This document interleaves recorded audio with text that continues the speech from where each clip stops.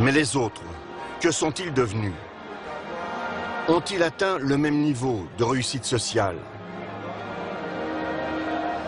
Ont-ils tous connu la gloire?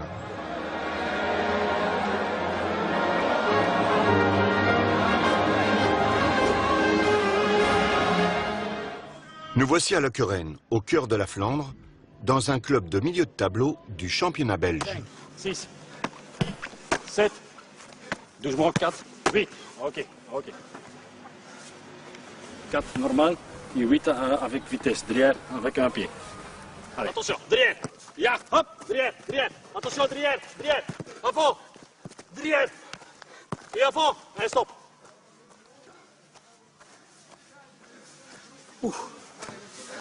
C'est plus l'académie. Barry Coppa vient d'avoir 32 ans. Il ne gagne pas du tout le même salaire que les frères Touré. Il déclare autour de 5 000 € mensuels. C'est plus dur qu'à l'académie, Bouba? C'est un niveau plus élevé.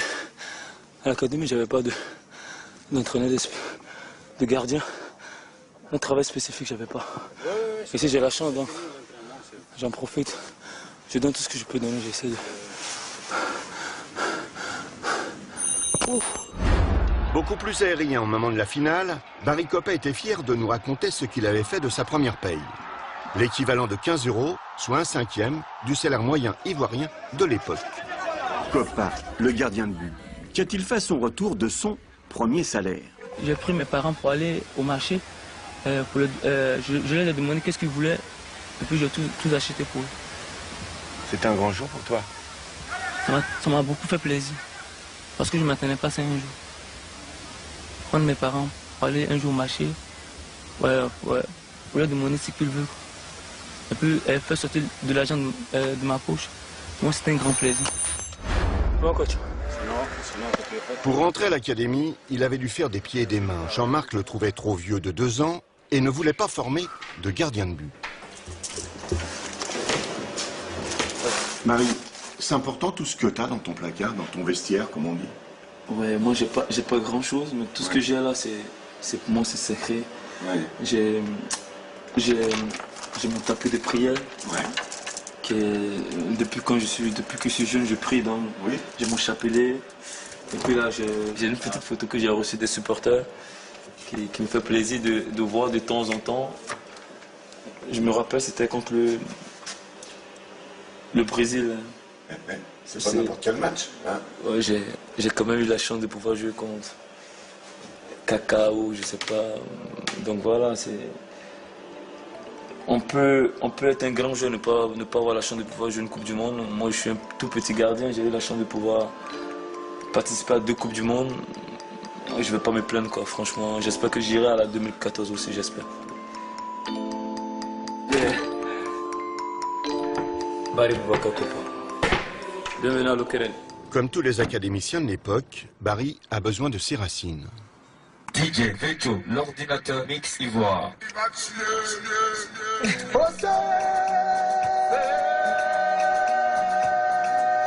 Ça fait du bien moralement, ça fait du bien. Souvent tu traverses des périodes un peu difficiles. Quand tu écoutes ça, ça fait du bien, on se replaît un peu, c'est un peu quand tu as la nostalgie quoi. Tu mets un peu la musique ivoirienne, ça te soulage, ça te rend un peu plus fort aussi.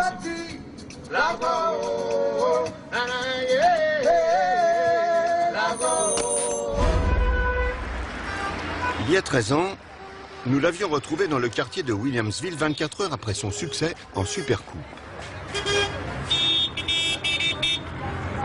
Et au lendemain d'une telle victoire historique, que fait par exemple Coppa, le gardien de but? Eh bien tout simplement, il rend visite à ses parents.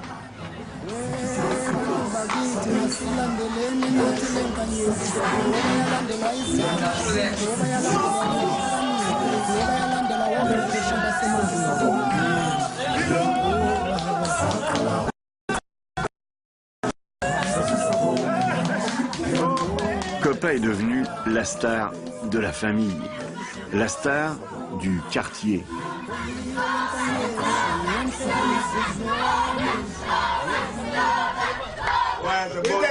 La star du quartier, la fierté de son père.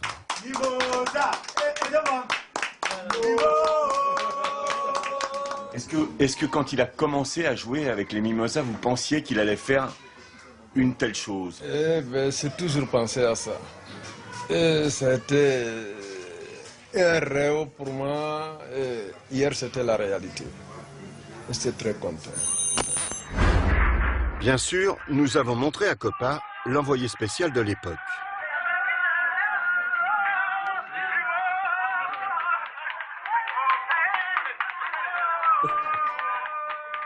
Sincèrement, je ne m'attendais pas à ce qu'ils sautent tous comme ça. Et un bonus supplémentaire, l'intégralité de l'entretien avec son père. Vous avez dû avoir le cœur qui a battu hier, non? Bien sûr, mais j'étais conscient, je savais que vraiment il allait gagner le match. Parce qu'avec les enfants que j'ai vus, que je rends visite toujours se voit, vraiment je suis beaucoup conscient, c'est qu'il allait gagner le match. Vous avez vécu des moments importants avec votre fils? Bien sûr. Vous avez combien d'enfants, monsieur? Moi j'ai 10. 10 enfants. Vous avez compris, son père est décédé 1 an après cette séquence. Nous l'avons laissé reprendre ses esprits et nous lui avons demandé s'il aidait encore sa famille restée au pays. Vous vous souvenez que vous avez donné votre première paye à vos parents, vous les avez emmenés au marché? Ouais, je me rappelle ça. Peut-être que c'est ce qui m'a permis aujourd'hui d'avoir la bénédiction de mes parents, de pouvoir aussi avoir pas une belle carrière, mais une carrière de professionnel que souhaite avoir un jeune qui vient de l'Afrique. Maintenant, voilà, moi, je continue toujours à me battre pour le futur, mais pour ma famille, pour ma mère. Vous aidez votre famille et votre maman aujourd'hui? Jamais je laisserai ma mère tomber. Aujourd'hui, j'ai pas mon père. Ma mère, c'est tout pour moi. Donc, tout ce que je vais avoir aujourd'hui, je veux que ma mère soit heureuse. Jusqu'à ce que moi, je rende l'âme ou ce soit elle qui va rendre l'âme. Nous sommes retournés rendre visite à la maman de Copa. Elle habite toujours à Abidjan, dans le même quartier, Williamsville, la même rue, la même maison, le même appartement.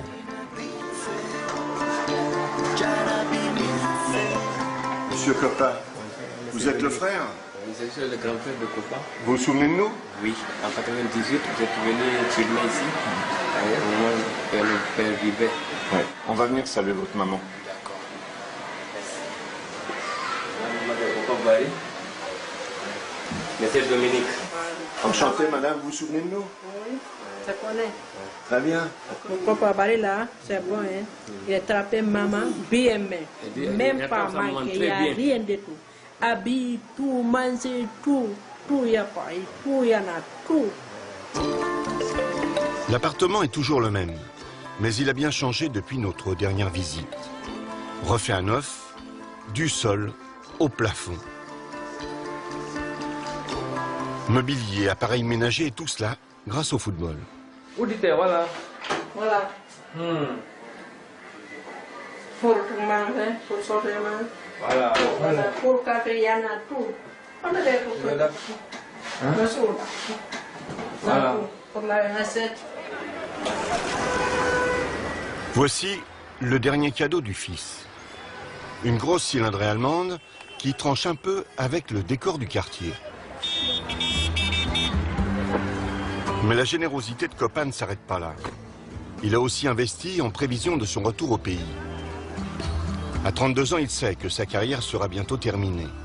Il a créé le CFC, le Copa Football Club, une des 360 académies qui se sont multipliées depuis le départ d'Abidjan de Jean-Marc Guillou. Aujourd'hui, j'ai la chance de pouvoir, avec l'expérience que j'ai vécue avec Jean-Marc, de pouvoir créer aussi mon centre. J'espère qu'après ma carrière footballistique, je vais me donner à fond pour pouvoir aider tous ces jeunes, pour pouvoir embrasser la carrière qu'on a eue. Maintenant, j'espère qu'avec le temps, essayer de mettre les choses en place jusqu'à ce que je finisse la carrière pour pouvoir rebondir en tant que peut-être un deuxième Jean-Marc Guillou. Qu'en est-il maintenant de ceux qui n'ont pas réussi?